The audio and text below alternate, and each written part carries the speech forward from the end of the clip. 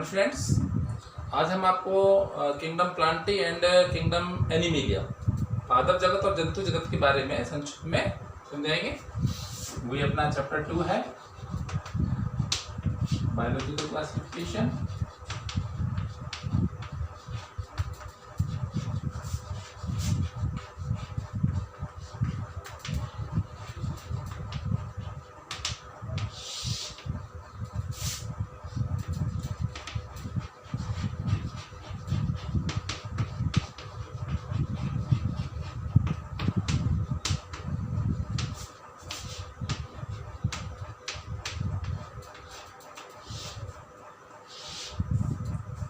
Kingdom Plantae पादप जगत के जो मुख्य जो लक्षण है वो क्या होते हैं, वो हम सभी अच्छी तरह से जानते हैं।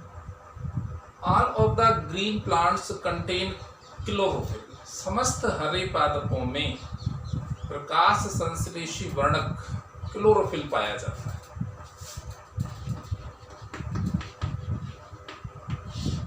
क्लोरोफिल प्रेजेंट होता है और इस क्लोरोफिल प्रेजेंट होने की वजह से ही समस्त जो हरे पादप हैं हरे भी इन्हीं की वजह से होते हैं, क्योंकि इनकी जो पादप की कोशिकाएं होती हैं उसमें प्लास्टिड एक सेल ऑर्गेनल्स होता है लवक, और उस जो प्लास्टिड होता है लवक उसके अंदर ग्रीन कलर का जो वर्णक जो पिगमेंट है क्लोरोफिल भरा होता है, इसीलिए वो हरे होती है। इनकी कोशिका जो भित्ति बनी होती है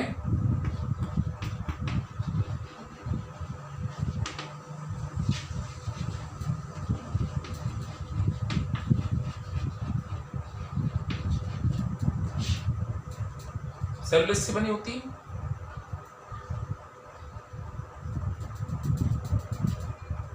पादप का जो आवास है वो संसार के सभी भागों में पाए जाते हैं। जल में पाए जाने वाले जलोद्भिदी होते हैं, थलपत्र पाए जाते हैं, रेगिस्तानी इलाकों में पाए जाते हैं, बर्फीले क्षेत्रों में पाए जाते हैं। संसार का ऐसा कोई भी स्थान नहीं जहाँ पर पादप नहीं पाए जाते।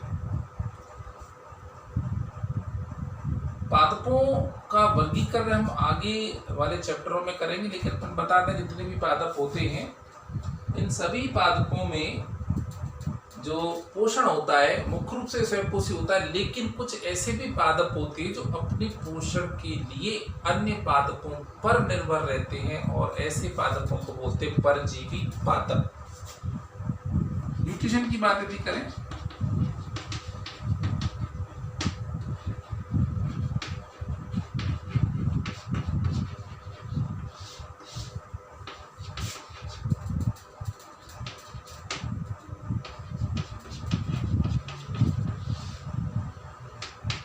तो ये स्वयंपोषी होते हैं और कुछ पादप कैसे होते हैं परजीवी।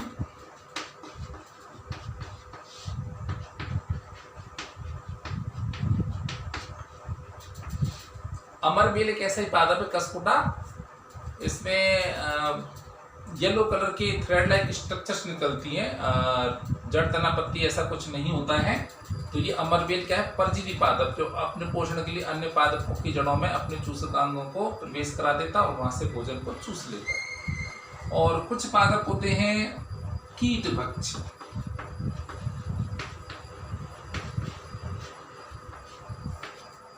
जो कीटों को, कीड़े मकोड़ों को ये कहीं पकड़ करके खाते हैं। इंसेक्टिवोरस प्लांट होते हैं। इसी इंसेक्ट को ये अपने लीफ का मॉडिफिकेशन होता है, कभी घड़े जैसे आकार में, कभी ब्लैडर के आकार में, कभी ये क्लब के आकार में। तो डिटेल से पढ़ाएंगे तो समझाएंगे। तो अलग अलग इनका आकार प्रकार संरचना होती है, तो पत्ती मॉडिफाइड हो जाती है, रूपांतरित हो जाती है और कीटों को पकड़ती है। ऐसे जो पौधे हैं तो कीटभक्षी पौधे उन आवासों में पाए जाते हैं जहाँ नाइट्रोजन की कमी होती है। तो नाइट्रोजन की पूर्ति करने के लिए जो इंसेक्ट है, कीट है, उसका जो बॉडी के अंदर जो अमोनिया है, अमीनो अम्ल जो है उसको एब्जॉर्ब करके अपना काम चला लेते हैं। इसका उदाहरण आप ले लेंगे घट पादप।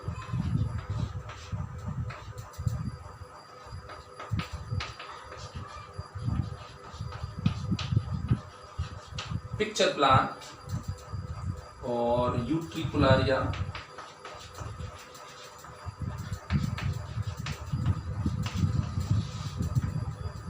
ये जल में पाया जाता है। इसको खोलेंगे, दिखाएंगे अपनी लेबोरेटरी में, ये प्लांट है यूट्रिकुलारिया।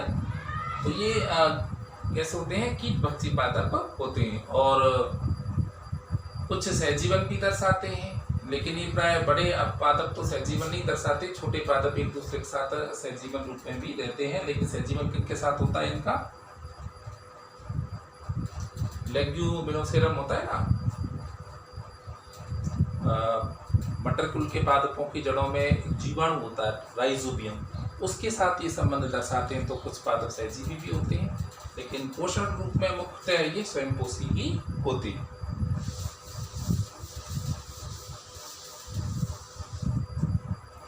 पादपों में देखा जाए तो तीनों प्रकार का जनन ही पाया जाता है, कायिक जनन, अलैंगिक जनन और लैंगिक। तो कायिक अलैंगिक जनन का ही रूप है, यही कही अलैंगिक जनन का एक प्रकार ही कायिक जनन है।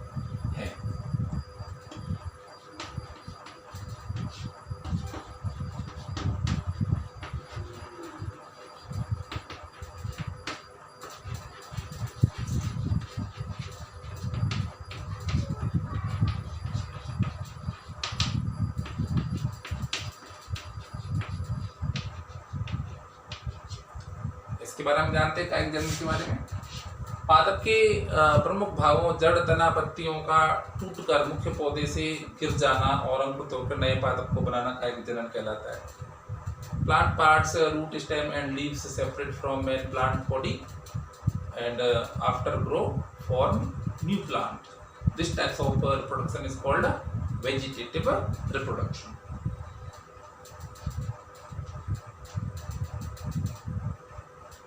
और इसी को अपन अलैंगिक के नाम से जानता है। और लैंगिक जनन में तो क्या होता है, युग्मक बनते ही हैं, नर युग्मक, मादा युग्मक। तो पुष्प के बारे में अपन डिटेल से पढ़ेंगे। तो युग्मकों का संयोजन होता है, संयोजन से भ्रूण का विकास होता है और फिर फल है, बीज बनता है और बीज से नया पादप बनता है। तो वो इसमें बाकायदा लैंगिक जनन स्पष्ट रूप से पाया जाता है। अगर पादपों के अपन डिटेल से जाए तो नीले हरे शैवालों को छोड़ करके समस्त जो ग्रीन प्लांट है उन सभी को पादप जगत में इंक्लूड किया गया है, सम्मिलित किया गया है। इसके बारे में पहले बताया जा चुका है। हरे शैवाल,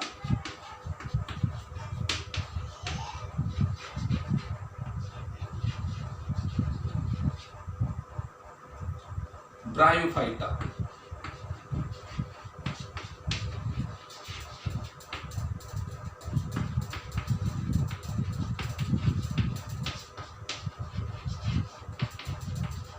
टेरिडोफाइट्स,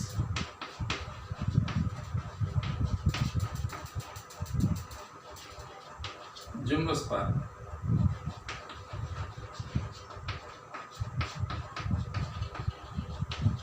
एंड एंजियोस्पर्म। ये सभी पादप जगत में सम्मिलित किए गए हैं और पादप में ही इंक्लूड इनको किया जाता है। समस्तरी होते हैं और स्वयंपोषी होते हैं, सभी प्रकार के इनमें जन्म देखने को मिलता है। संचित भोजन,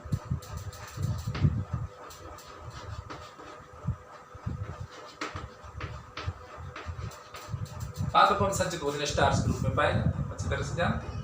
और कोई इसमें कोई ऐसे विशेष करैक्टर्स जो नहीं है जो आप लोगों ने इसको नहीं देखा। और इसी प्रकार से बढ़ते हुए आगे जंतु जगत, क्योंकि इसके बारे में पूरा चैप्टर है, अपन आगे ही पढ़ेंगे डिटेल से। तो शॉर्ट में समझा दे मैं आपको। हमारा एनिमल किंगडम,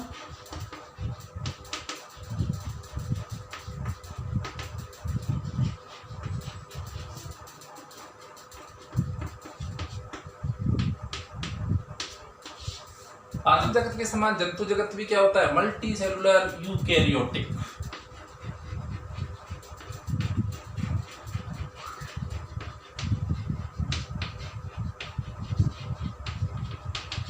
जैसे पादप जगत बहुकोशिकीय और यूकैरियोटिक जीव होते हैं, उसी प्रकार सभी जंतु भी क्या होते हैं, मल्टी सेलुलर और यूकैरियोटिक होते हैं। बहुकोशिकीय और यूकैरियोटिक कोशिका वाले जंतु ये होते हैं। और पोषण के रूप में कैसे होते हैं, विषम पोषी, क्योंकि आप जो प्राणी होते हैं अपना भोजन स्वयं नहीं बना सकते, अपने भोजन के लिए दूसरे जीवों पर निर्भर रहते हैं। All of the animals depend their food on the plant, so they are called heterotrophs.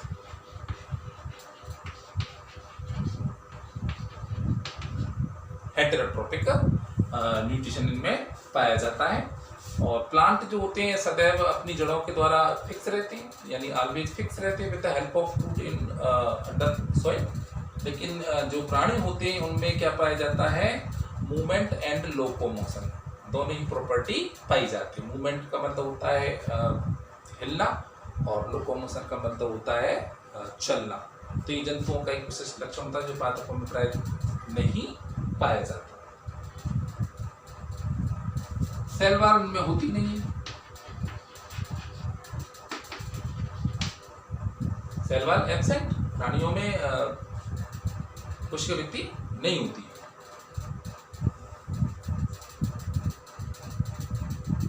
निम्न श्रेणी के प्राणियों को छोड़कर के सभी में लैंगिक जन्म पाया जाता है। और बात अगर रिप्रोडक्शन की करें तो लोअर एनिमल्स, इट मीन्स जो लोअर इनवर्टिब्रेट जो होते हैं उनको छोड़कर के सभी में क्या पाया जाता है,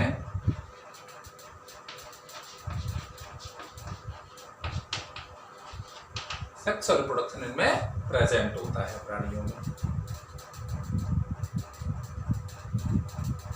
और संचित भोजन की बात करें, स्टोरेज फूड की बात,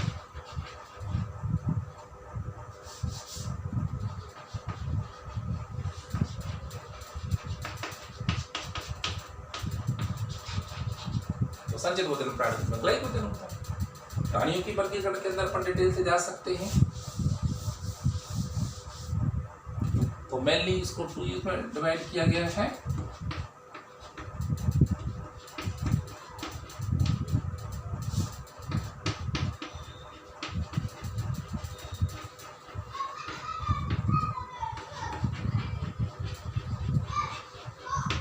नॉन कोडेटा और कोडेटा, पृष्ठवंशी और अपृष्ठवंशी। तो इस जंतु जगत के बारे में पूरा एक चैप्टर है अपने पास, तो इनके बारे में डिटेल से हम उनको वहीं अध्ययन करेंगे। तो माइन्यूटली जो डिफरेंस अपना पादप और जंतुओं में होते हैं वो अपने डिस्कस किया, बहुत ज़्यादा इसके बारे में ऐसा नहीं है। और एक ये है कि हम जो है हेटेरोट्रोपिक तो है ही, इन परपोसी हैं, तो हमारा जो भोजन है वो हम सॉलिड रूप में लेते हैं, तो उनको अपन बक्कल कैविटी में डालते हैं और फिर उनको स्वेलिंग करते निगलते हैं और उसका डाइजेशन करते हैं, पाचन करते हैं। तो ये भोजन का इसमें प्रकार होता है, मतलब प्राणी समभोजी, प्राणी संबोधी प्राणियों के समान भोजन, उनको भोजन को ये निगलते हैं और फिर उसको सॉलिड भोजन को एक गुहा में, जिसको अपन आहार नाल बोलते हैं, एलिमेंट्री कैनाल, उसमें डाइजेस्ट करते हैं। ये प्रॉपर्टी केवल प्राणियों में ही पाई जाती है और इसमें नहीं होती। तो उदाहरण देने की आवश्यकता कहाँ है, जितने भी प्राणी हमारे चारों तरफ दिखाई देते हैं, इंसेक्ट से लेकर के जो आंखों से नहीं भी दिखाई देते, लेकर के मानव है, गाय भैंस, हाथी, घोड़े, ये सब क्या है, प्राणियों के उदाहरण। Not more in about the animal and plant, क्योंकि हम इसके बारे में डिस्कस नेक्स्ट चैप्टर में ही करेंगे। तो एक थोड़ा सा अपन को लाइटली इसको समझना है।